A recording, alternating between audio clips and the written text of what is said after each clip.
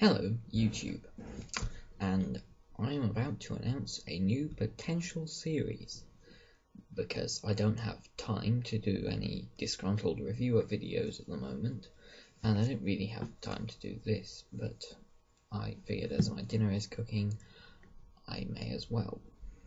So, without further ado,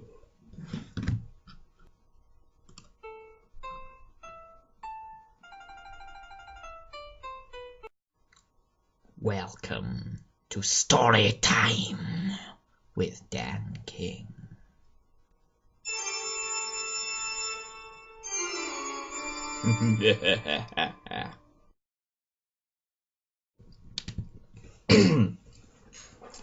In the toll booth of a multi-story car park, Martin Lomax is watching his favourite film, The Human Centipede, first sequence,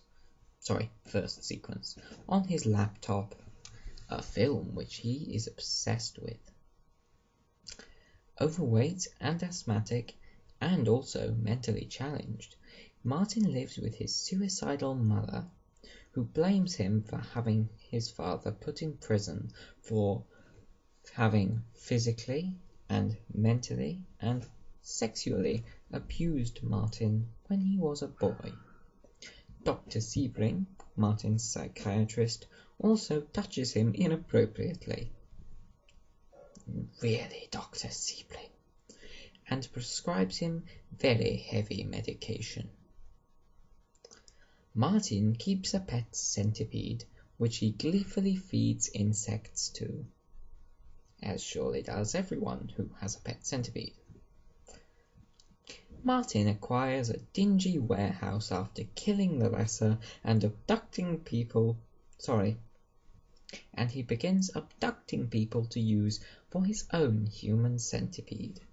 His victims include, oh dear, an aggressive young man, the aggressive young man's girlfriend, two girls who catch Martin masturbating with what? A man, the man's pregnant wife, another man. Martin also catches Dr. Sebring and a cabbie who was having sexual intercourse with a prostitute.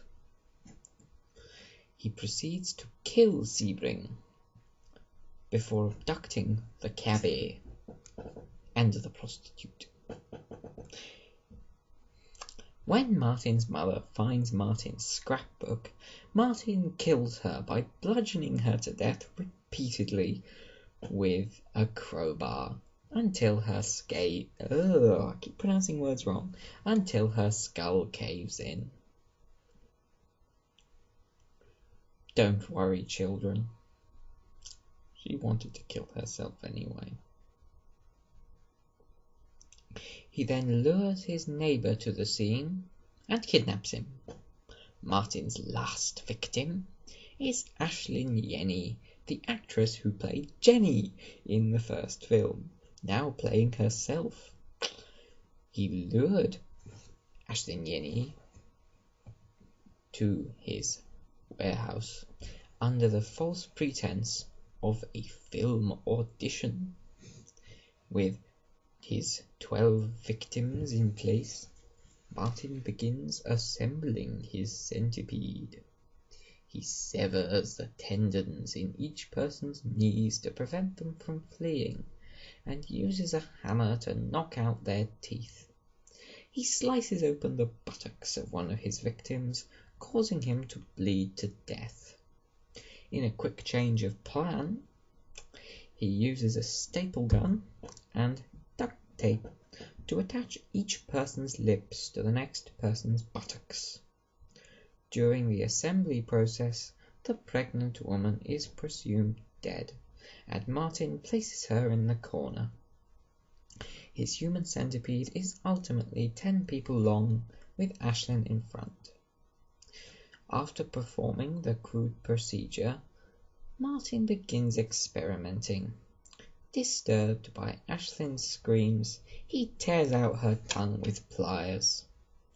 Really, you would have thought he would have used wire cutters. It would have been much less effort. All we need to do is slice. Why do you need to pull it?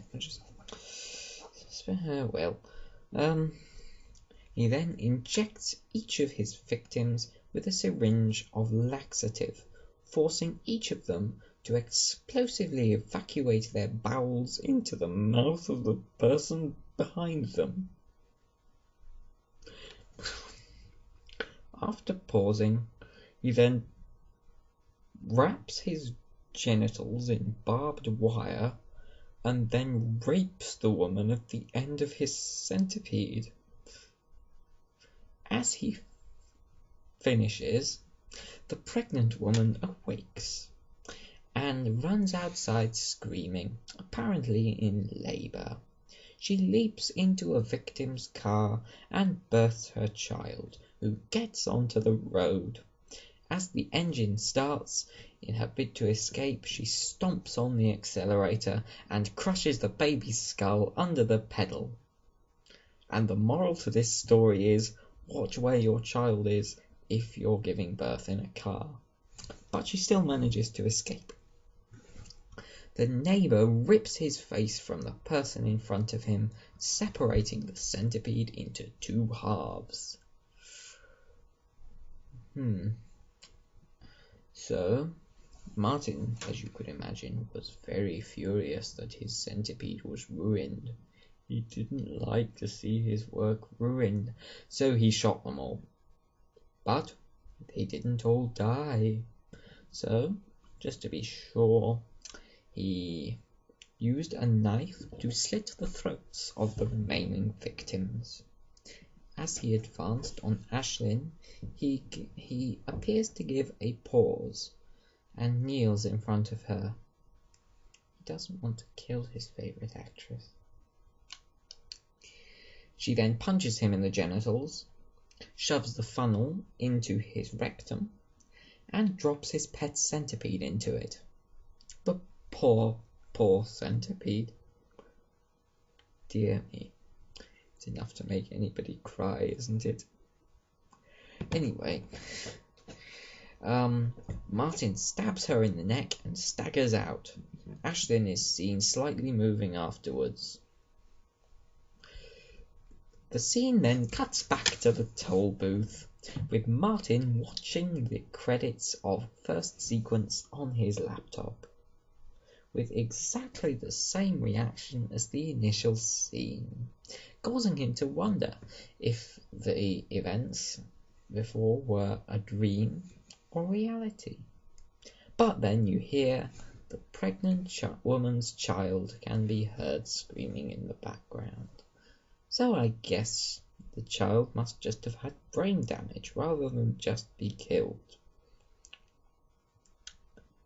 And the moral of this story is, always check that your acting auditions are legitimate.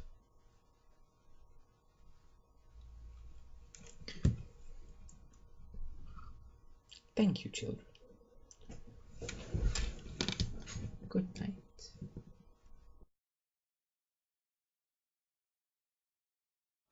Coming soon. La la la. La, la, la, The Three la, la, la. Little Piggies.